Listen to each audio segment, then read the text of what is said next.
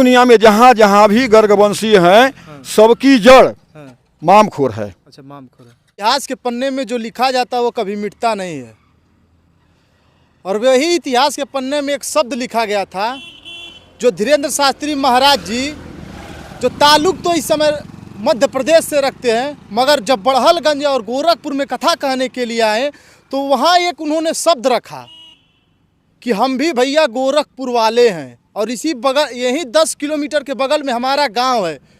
गोरखपुर वाले सारे लोग चौंक गए, मगर जो जनता एक्सपोज की जो टीम है वो तो आपको पता ही है कितना तेज है, और इसीलिए वो अब सीधे उनके मामखोर जो बताएं, मामखोर गांव से लोग बताते हैं कि वहीं उनके पुरखे पुरनिया रहते थे। इसी बीच हम मामखोर आ गए हैं, और मामखोर से उनसे जुड़ी इतिहास क्या है वो हम अपने दर्शक को जरूर बताएंगे। जी वाह, क्या नाम पड़ेगा? छविनाथ तिवारी। थोड़ा उनके बारे में हमें बताएं। उन्होंने जिस तरह कल कथा में कहा कि हम भी गोरखपुर वाले हैं और इसी 10 किलोमीटर के अगल बगल हमारा गांव है, और इस वक्त अभी हम आ गए उनके मामखोर गांव में। थोड़ा उनका इतिहास हमें बताएं। मैं छविनाथ तिवारी, यहीं बगल में हाटा में एक छोटा सा मंदिर है माँ समय का पुजारी हूँ, और जहाँ तक मेरी जानकारी है यह मामखोर जब हमारा देश गुलाम था, आज़ादी के पहले छोटी छोटी तमाम रियासतों में बटा हुआ था। आज़ादी के बाद तमाम रियासतें एकीकृत हुई, फिर भारत का निर्माण हुआ।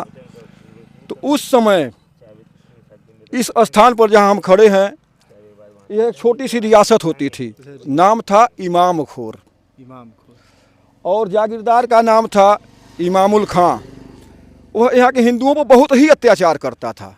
जैसे जम्मू कश्मीर के हिंदू विवश हो गए पलायन करने के लिए, वैसे ही यहाँ के ब्राह्मण गर्गवंशीय पूरे देश दुनिया में पलायन करने के लिए मजबूर हो गए। यहाँ से 80% गर्गवंशी यहाँ से पलायन कर गए। 20% जो लोग बचे हुए थे अपने शिष्यों के पास संदेशा भेजे कि अब हमारा ही अस्तित्व नहीं रहेगा तो किससे आप गुरु मंत्र लोगे।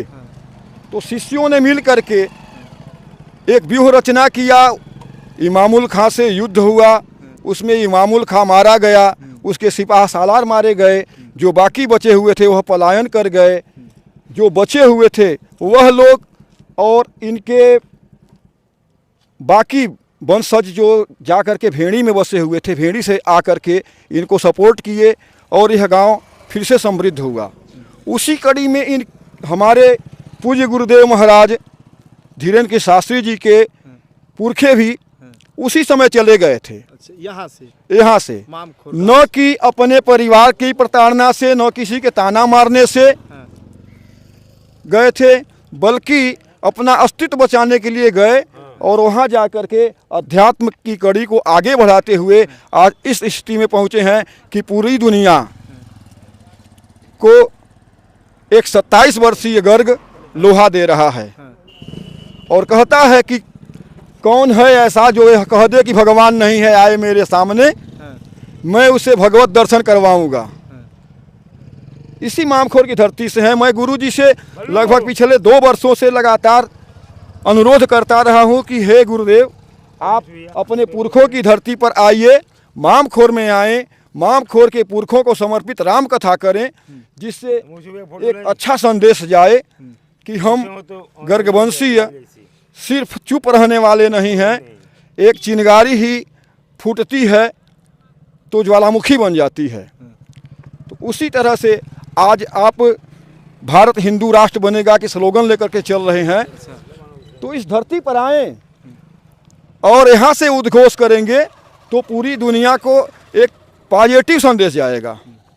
तो जिस तरह कल उन्होंने कहा कि हम मामखोर गांव से गोरखपुर वाले हैं और हम भी गोरखपुर से ताल्लुक़ रखते हैं, तो अब उन्होंने आशंका लोग ये लगा रहे हैं कि बड़हलगंज में उनकी कथा चल रही है, शायद हो सकता है मामखोर में वो आज आ जाएं।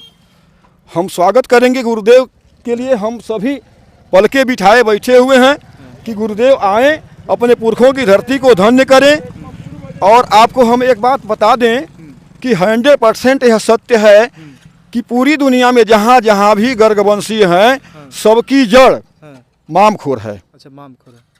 तो जिस तरह रवि किशन शुक्ला जी कहते हैं कि हम भी मामखोर से ताल्लुक करते हैं, शुक्ला जी भी यहीं से ताल्लुक रखते हैं? जी हाँ, रवि किशन शुक्ला भी यहीं से ताल्लुक रखते हैं। पूरी दुनिया में जहाँ जहाँ भी गर्ग हैं सभी मामखोर से ही हैं।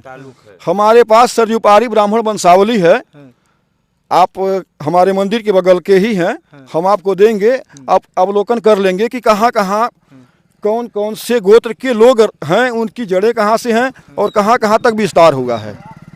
चलिए, और कुछ ग्राम